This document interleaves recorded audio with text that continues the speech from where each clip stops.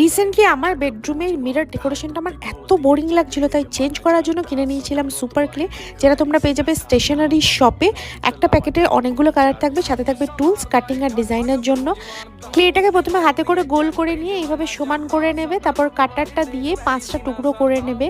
আর তুমি ফুলে যেহেতু মাঝে ডিফারেন্ট কালার দেবে, তো একটা আলাদা কালারকেও এই সেম প্রসেসে তুমি গোল করে রেখে দেবে। এবার হালকা হাতে করে নিয়ে এটাকে জোড়া লাগাবে। আর দেখো ফুল কিন্তু অলরেডি রেডি হতে লেগেছে। আর ডিজাইনের জন্য তুমি এরকম কাটার নিয়ে হালকা হাতে এভাবে ডিজাইন করতে পারবে। সত্যি ভীষণ টায়ার্ড লাগছিল, কিন্তু একদিনেই আমি এটাকে শেষ করেছিলাম। অবশ্যই কালার কম্বিনেশনগুলো কিন্তু মাথায় রাখবে।